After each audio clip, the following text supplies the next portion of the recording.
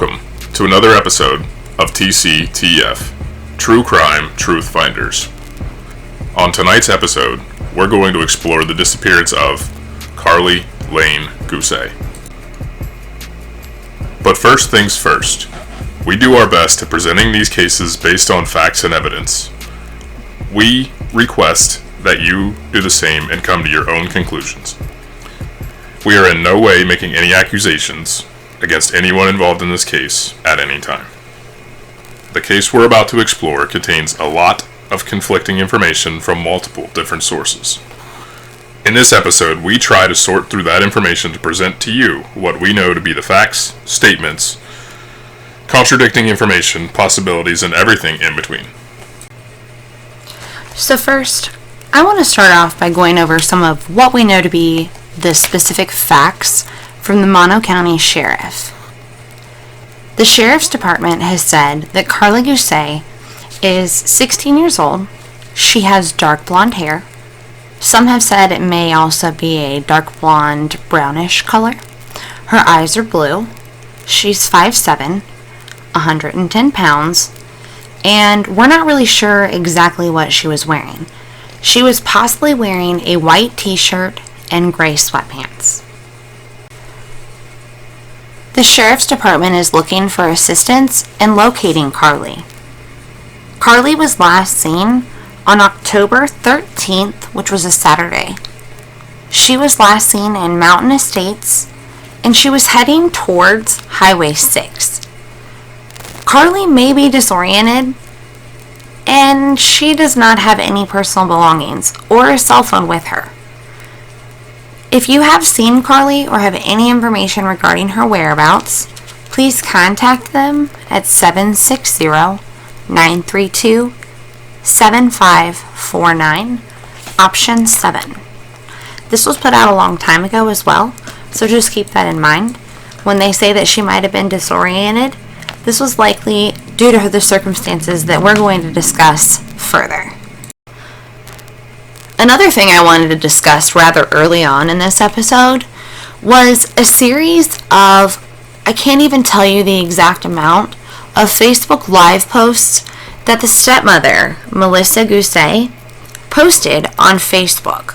She did this within the first few days of Karlie going missing. Some of her actions and some of the things that she said, and just her, I don't know, there's a lot that goes into it, so definitely check those out for yourself. You can search and probably find those rather quickly. I can also refer you to the Missing Persons Cases Network, and they currently have a lot, if not all of those Facebook Lives. So the following is what we believe to be the events that occurred and their approximate timeline for the evening before Karlie went missing, leading up into the early morning hours, and the approximate hours of her disappearance. Karlie told her stepmother, Melissa Guse, that she was going to go to a football game with friends. It turns out that she actually went to one of her friends' houses, and it might have been a house party, or there might have just been a small group of friends hanging out. We're not exactly sure. And what took place there, we're not exactly sure either. But we do know that Donald Arrowwood III is her boyfriend, and he was said to have been with her that night, and he has also admitted to that as well. He said that Karlie started to not feel well after smoking some marijuana. After some time of her not feeling well and acting a little strange and paranoid, she contacted Melissa Guse and asked to be picked up. It was said that she might have been running in the streets and was looking super pale and had dilated pupils. Sometime after she got home with Melissa Guse, which was said to have been around 9 o'clock, or that's what she told Nancy Grace anyway. But at that time, there was a recording that was taken, Melissa Guse took it, of Karlie.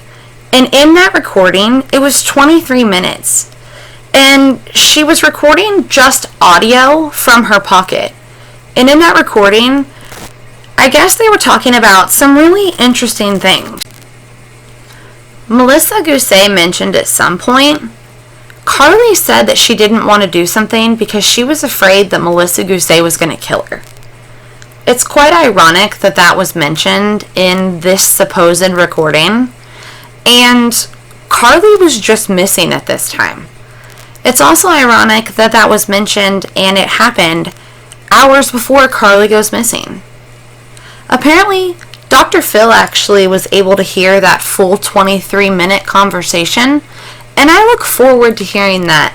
That's supposed to come out in the next few days. So, we'll have to see what that recording says.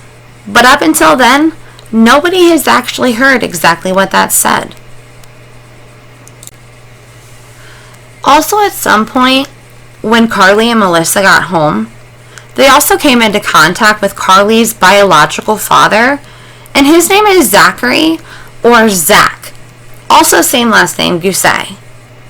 When they came in contact, it was also said that Zach might have been under the influence. He was just drinking, but he was very open about that. So when they first came into contact, or at some point when they came into contact, they were also inquiring about exactly what she was on. So they were trying to get to the bottom of if maybe she just smoked marijuana, or if it was laced with something, or maybe it was something else. But her boyfriend insists that it was only marijuana. The only way that we're actually going to be able to find that out is if we can find Karlie. So there were some interesting things that were brought up in the interview with Nancy Grace. Some of those things actually pertain to her biological father, Zach. I know you have a lot to say about that. So what do you think about that, and what do you have to say?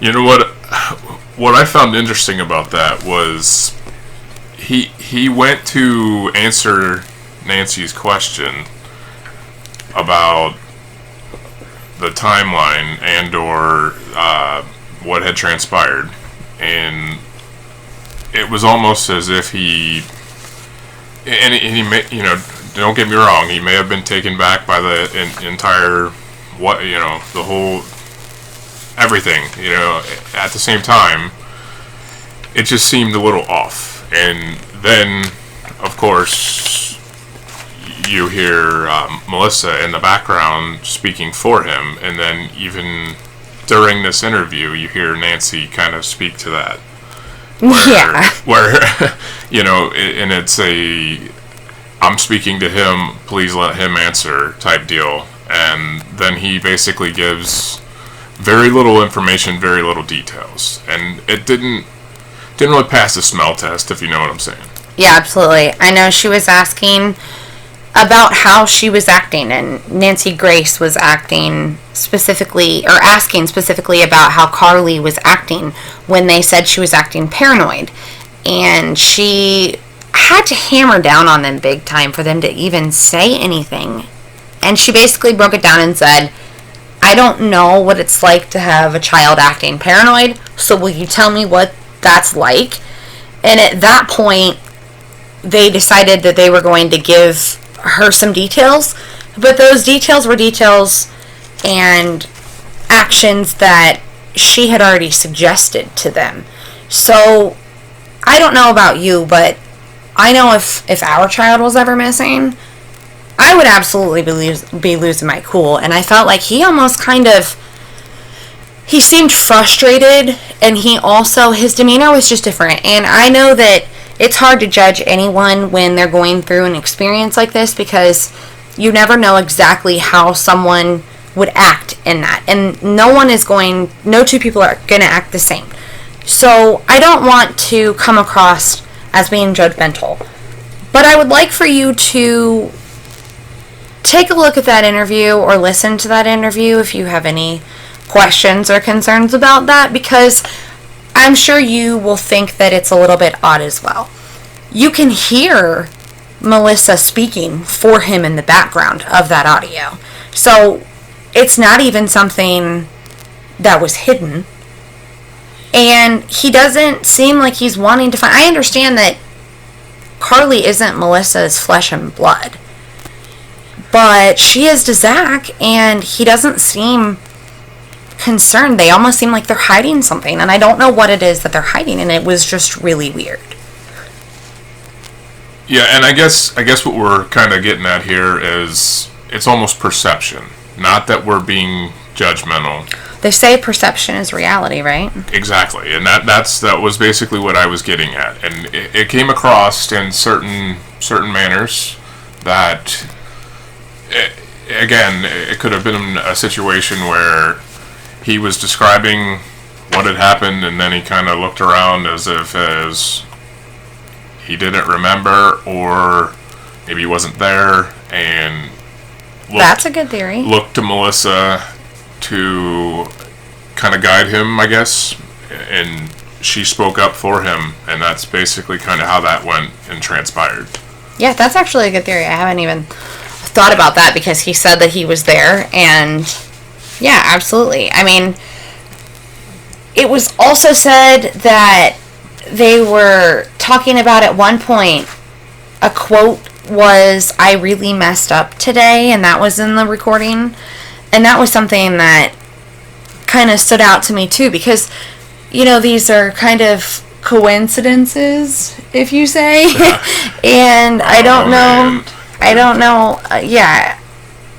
I don't think that all of these coincidences, it's one thing to have one or two, but to have all of these is just sort of strange. This was also said to have been, the recording that I mentioned was also said to have been recorded in bed from her pocket, maybe. And I look back, in that specific quote, I don't have it on here, but it says that, I have it noted, Melissa was going to kill her. And the recording seems to have ended in a scuffle or some sort of altercation. So again, another coincidence, all in a matter of just a few things. And we haven't even got to her going up and disappearing. So this has all been discussed, and it was discussed in the Nancy Grace interview. And she, you know how she is. She really hammers down on people and really tries to get to the bottom of things and tries to get to the truth. So another thing that I find interesting is there were multiple versions of what was said to have happened, and it was given, one version was given to Nancy Grace, and Nancy Grace actually questions some of the details that were brought up. And you can kind of hear that they're getting aggravated. I understand when you're questioned, it can be frustrating and aggravating, but at the same time, again, you would think that they would be willing to do anything. I'd be trying to stand on every freaking doorstep with signs, and I mean, we talked about at the very beginning that I'm going to talk about some Facebook Live videos and stuff, and I wouldn't be, I don't know, just some of their actions and stuff that were talked about that Nancy Grace grilled them on. So, back to this timeline. I don't want to, get too far off timeline here. So, some other things that we do know for a fact happened, well, are said to have happened, is that we know she disappeared. So that is a fact. We're just not exactly sure when she disappeared. And the reason why we're not sure when she disappeared is because it doesn't sound like there was any kind of security system that would have tracked any sort of doors opening and closing. I know a lot of security systems do that now, and it didn't sound like they had one. And the reason I mention that is because Melissa and Zach said that they didn't even lock their front door most nights. And they had a dog, and that was pretty much seemed to be their security system. So it was said that their dog didn't go crazy and didn't alert them to anybody leaving or coming and going. But if they were trying to cover up something, would they really tell us all of that? I'm not really sure. There's also a few different versions of where exactly Melissa slept. And the only reason that this is brought up at all, I wouldn't care. I would never even question where she would have slept, really. Except for the fact that she brought it up herself. She brought up a few different times in the morning that she woke up, and a few different times that they might have went to bed. And she also brought up a few different locations that she might have fallen asleep. She mentioned one of three different things. She either slept all night and all morning in Karlie's room. She either slept in Karlie's room and got up checked on the boys and went and slept in her room. And I don't really know what the third theory is at this point. I don't really know where she was. Also, I kind of am curious about that scuffle. Did they really go to bed at all? I don't really know. The next thing that I know is that Melissa Guse said that she woke up at some point, and in one version of the story, as I mentioned, she said that she checked on the boys. These boys are her children, and they're Karlie's siblings. They are Zach and Melissa's children. So again, I'm not exactly sure where they fall into this, but there's a few different stories on the boys as well. It was mentioned in something that I saw not that long ago that Melissa mentioned that the boys were out in the living room watching TV and they went to bed, and when Melissa got done doing something, she came back out and the boys were still in bed. In another story, she says that the boys went to bed, but then in a different story, they were still out there when she got done doing that task or whatever it was she was doing. So it's just really weird. Why are you contradicting yourself in such little things? It just doesn't make any sense. We can't even get a solid timeline on when she disappeared. All we know is that when Melissa Guse next woke up at around 7:30, she says, I don't know, she mentioned 6:45 somewhere else as well. Let's see. In my notes I have that she told Nancy Grace that she woke up sometime between 5:30 and 6:30. That's when she saw whoever she saw and then went back to bed. And then the next time she woke up, which it's not stated an exact time, but she was gone. So when she gets up, again, we're not exactly sure what time, so we're not sure what time she went missing. Sometime after she was presumably last seen by her boyfriend and all of the people that she was with. I just don't know exactly when. I don't know why there are a lot of discrepancies in such a thing. The next set of discrepancies comes from who might have seen her, where she was going, and what she might have actually been wearing. What's said to have happened next, again, we're not really sure. And one version of things and events that I've heard is that Melissa woke up and started looking for Karlie on her own. She didn't even tell Zach that Karlie was missing. She just started wandering the neighborhood looking for her. Another set of events that I heard is that she woke up and her and Zach started going to look for her. Regardless, at some point, someone started to go look for her. Either Melissa or Melissa and Zach. This would have been sometime between approximately 7:30 and 9:30 in the morning. At about 9:30 in the morning, that's when the stepmom and the father let the biological mother, her name is Lindsay, they finally let her know that she was missing. Then from there, that's when the police are called and these Facebook Live videos start. Again, we're not exactly sure what happened, but this is the best timeline that we know. And on those Facebook Live videos, again, not being judgmental, just perception is reality here. I think those might have been somewhat theatrical in ways. Just again, perception. Oh, I agree. I don't really know why. I understand putting out one or two, and maybe even like one in the morning and one at night. But I just went back and looked between recording the first segment. In a lot of these recordings, we break this up and record it in segments. And I wanted to see exactly how many Facebook Live posts were out there. And I saw what appears to be 30 in 10 days. And the major chunk of those comes in the first 4 or 5 days. I mean, after the first day, it appears that she was recording just multiple videos at a time. To me, I don't understand why she would be doing that other than to make it look like she was doing something. But again, I don't know how they would be grieving. The only reason that we even bring these up is because of how weird this case was and the fact that she did all of this. I found these on YouTube. I found these videos, as I mentioned in the beginning. You can actually find them as well just by searching her name and the Facebook Live videos. So I'd love to know if you do look at those. Leave us a comment below and tell us what you think for sure.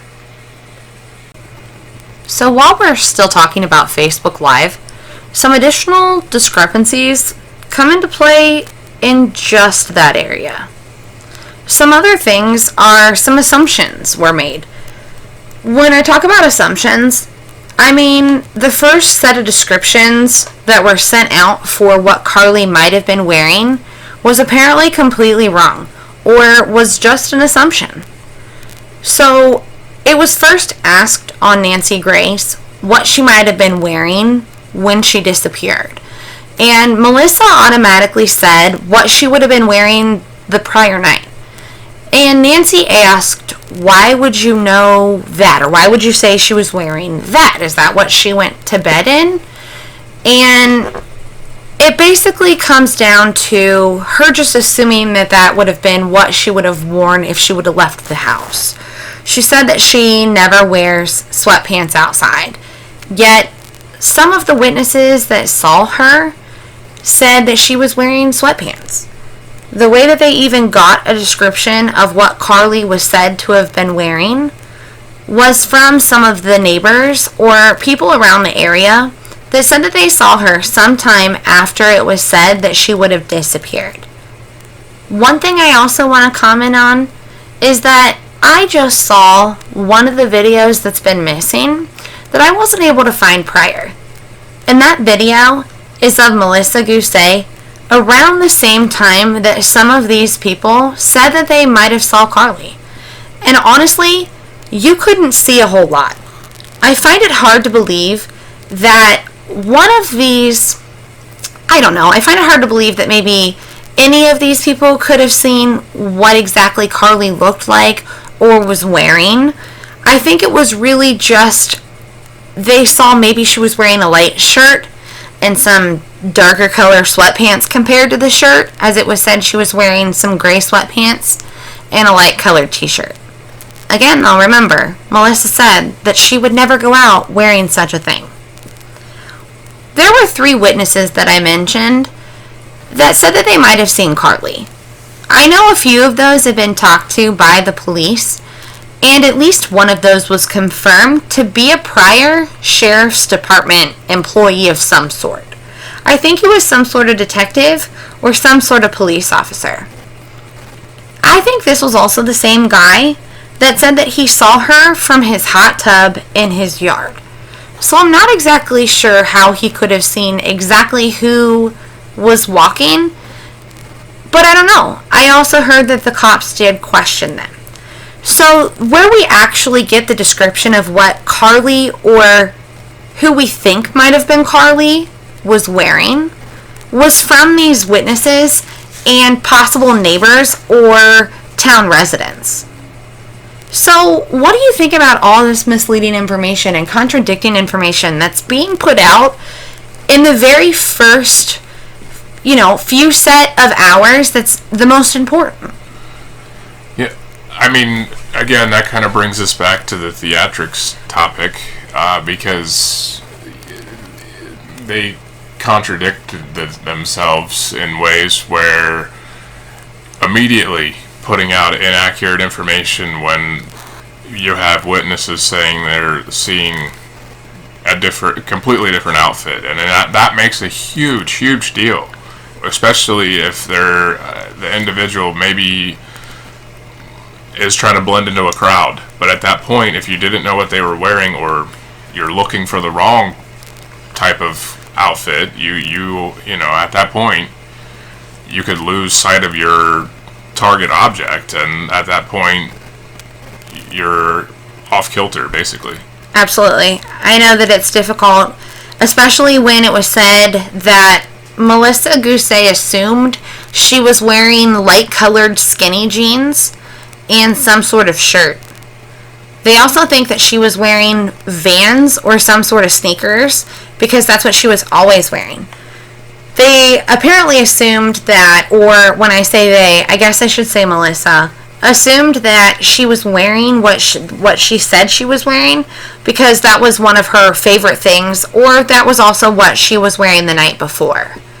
So I'm not really sure why she decided to say that, because when Nancy Grace asked her what she was last wearing when she saw her, she said she was wearing her undergarments and a t-shirt, which is very different.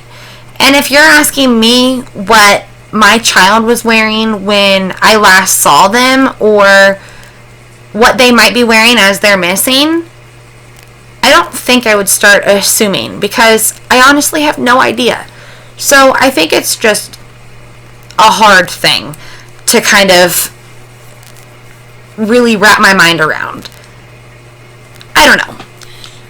Yeah, it's tough, but at the same time, I wouldn't immediately go on Facebook Live and say, hey everyone, they are wearing XYZ, if I didn't know 100%. I would say, I'm assuming they're wearing blah blah blah blah blah blah blah. But, you know, again, that's perception, and no judgment. Again, no accusations made here. But it doesn't seem to fit the mold. Yeah, in my notes here I have that one of the witnesses was a retired LAPD officer.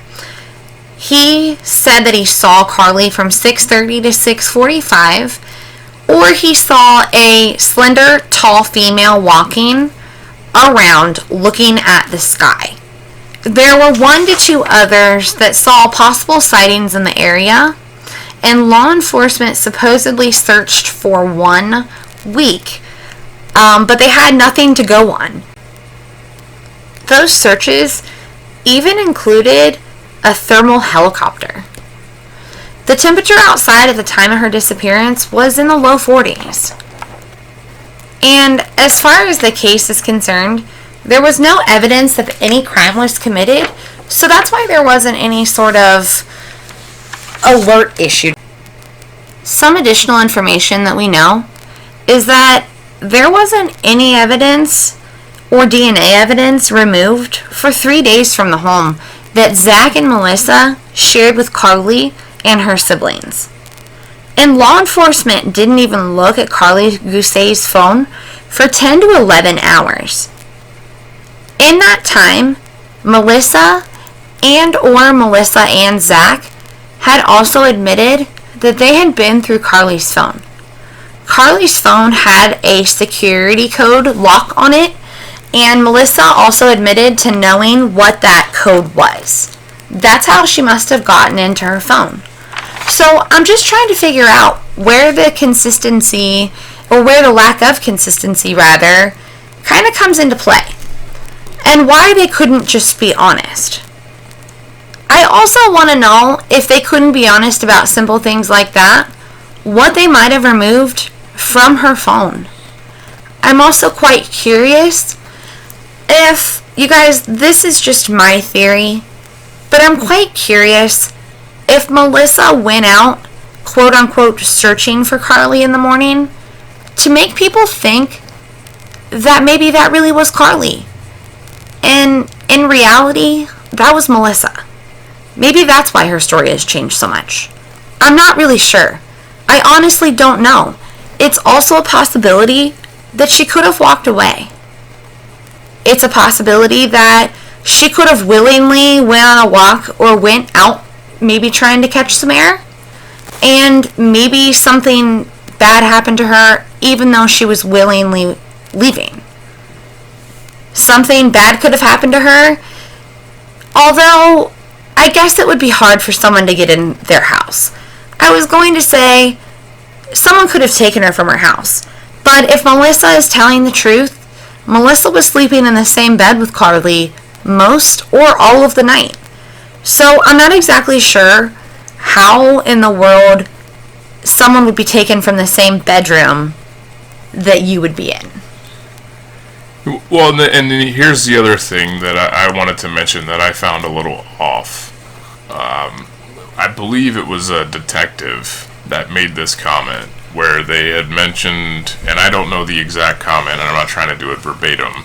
However, I'm just simply suggesting that they made a comment that was around the fact that they were reluctant and or unwilling to give out pertinent details, and that alone raises red flags. And the details that they were willing to give out, they contradicted. And one of the things that I also found interesting was that she admitted to recording Karlie. It was said in the beginning that it might have been shorter, I think. I've read and also seen and heard in a lot of different audio and media files that length of the audio, it's really undetermined how long it was. The only reason I even know how long it was is from looking at Lindsay Farley's Facebook page. And Lindsay, again, is Karlie's biological mother. So some of this information has actually come directly from her and from the facts that she's put out that she knows and how they stand. Something else that I found interesting is in one of those Facebook Lives, again, I told you we would be mentioning these from the very beginning, but she also says justice for Karlie versus bring Karlie home. So she kind of changed her tune, and they also thought that foul play was suspected when it didn't really seem that anybody else was looking into the case as foul play because they really didn't have anything to go on. So we're really just trying to find out where exactly Karlie is. Did Karlie run away? Did she meet a terrible demise before she even went to sleep? Did she sneak out to meet her boyfriend and something happened? Or did she sneak out to meet one of her friends or just go on a walk? Did something bad happen to her? I just really hope that we find Karlie alive. And I hope that if something bad did happen to her, that we really do get justice for Karlie.